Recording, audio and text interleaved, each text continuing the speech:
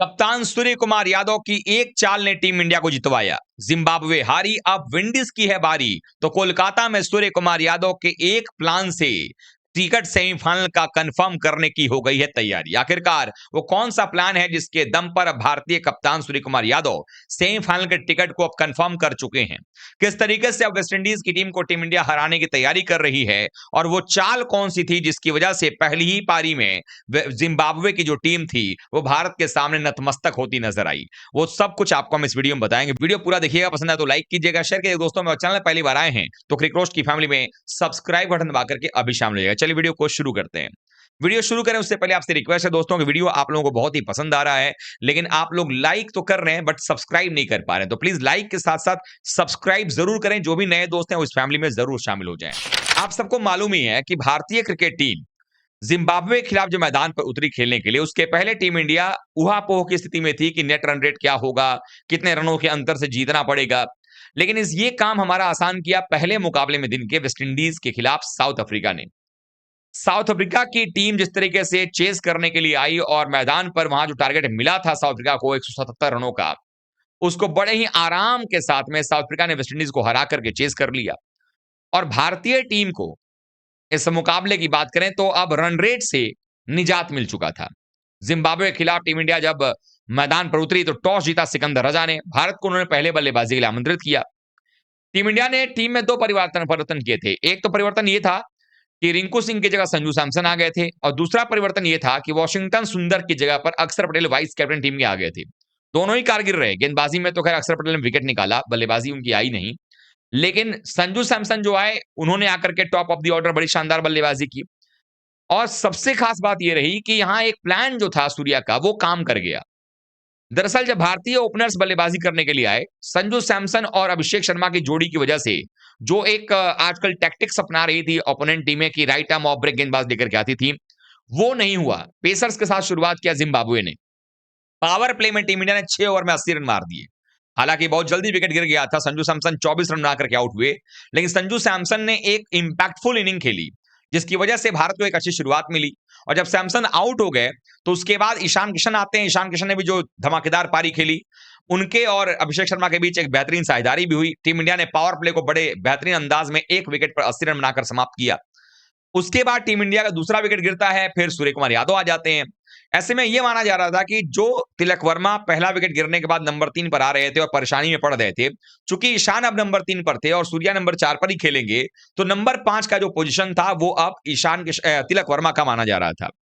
Dugout के अंदर में जो है 2 खिलाड़ी बैठे हुए थे, उसमें से एक खिलाड़ी थे आपके तिलक वर्मा, उनके पीछे शिवम दुबे भी मौजूद थे। और ऐसे में अब सबको उम्मीद थी कि जब तीसरा विकेट गिरा है तो बल्लेबाजी करने के लिए आ जाएंगे तिलक वर्मा। हेलमेट पहन करके बिल्कुल तैयार थे, लेकिन कप्तान बीच मैदान से इशारा करते हैं कि नहीं तिलक अभी मत आना, आप हार्दिक को भेजो। और हार्दिक ड्रेसिंग रूम में होते हैं, वो फटाफट तैयार होकर के नीचे आते हैं और बल्लेबाजी करने आ जाते हैं।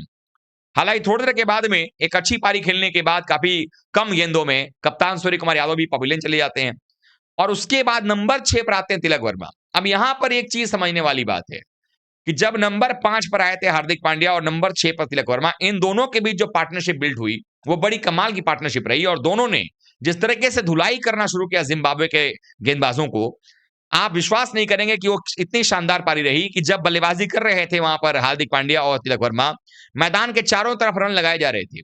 और एक समय अगर बात करें तो दोनों बल्लेबाज इतने हावी हो गए थे कि लग रहा था कि आराम से जो है वो स्कोर 280 तक जा सकता है। दोनों बल्लेबाजों ने बड़ी शानदार तरीके से बल्लेबाजी किया, पार्टनरशिप निभाया।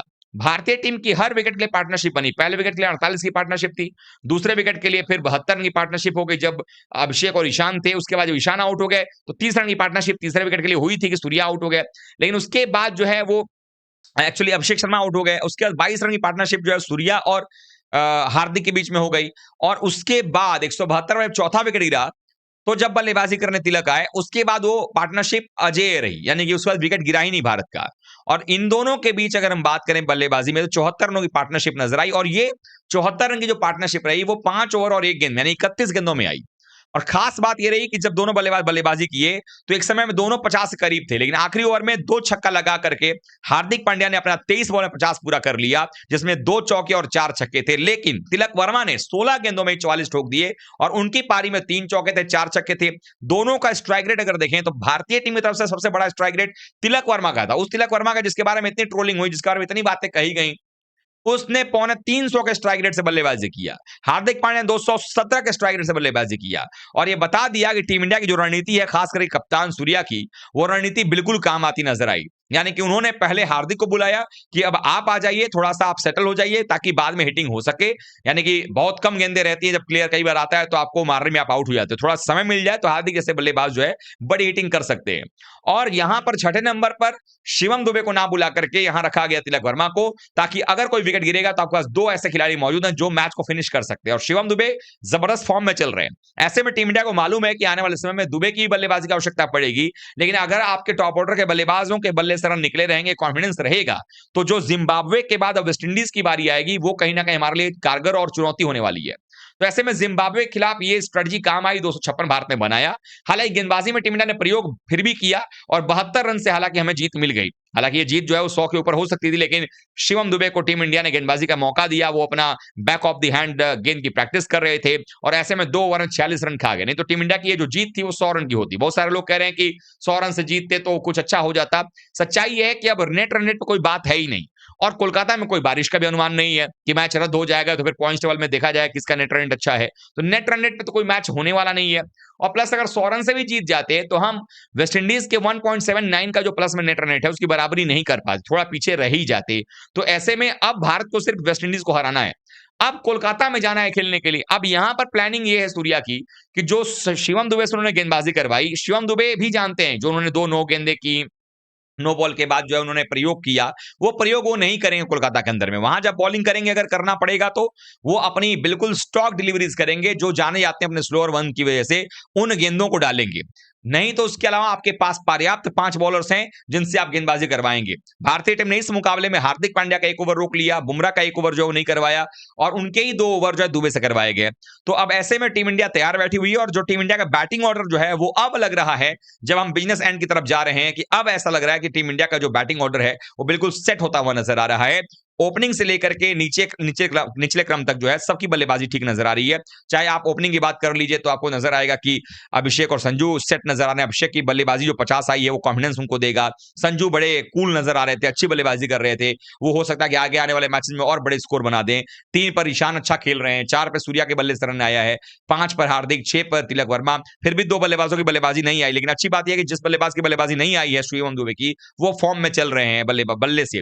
नंबर 8 पे अक्षर पटेल हैं, गेंदबाजी में उन्होंने कमाल कर दिया। अर्शदीप ने अच्छी गेंदबाजी की, बुमराह, सबने मिलकर अच्छी गेंदबाजी की है, और भारतीय टीम ने जीत के साथ 2 अंक तो हासिल कर ही लिया है। लेकिन अब कोलकाता में वेस्टइंडीज को हरा करके टीम इंडिया को डायरेक्टली सेमीफाइनल में अपनी टिकट बुक करनी है, और भारत अपना सेमीफाइनल मुकाबला वानखेड़े में खेलेगा। लेकिन देखना होगा कि आखिरकार उसका सामना किससे होता है, क्या इंग्लैंड से होगा या न्यूजीलैंड से होगा। इन सब मुद्दों पर बातचीत होगी। आप लोगों को क्या लगता है, किस टीम से भारतीय टीम का सेमीफाइनल खेलना सही रहेगा, और आपको क्या ये लगता है कि भारत का जो परफॉर्मेंस आया है जिम्बाब्वे के खिलाफ में, अब हमें वेस्टइंडीज के खिलाफ चिंता करने की जरूरत नहीं है? जो कुछ भी आपको लगता है कमेंट करके जरूर बताइएगा। वीडियो को लाइक कीजिएगा, शेयर कीजिएगा दोस्तों में, और चैनल पहली बार आए हैं तो क्रिक रोस्ट की फैमिली में सब्सक्राइब बटन दबा करके अभी शामिल हो जाइएगा। मिलते हैं एक बार फिर से, तब तक के लिए बहुत बहुत धन्यवाद। थैंक यू सो मच दोस्तों।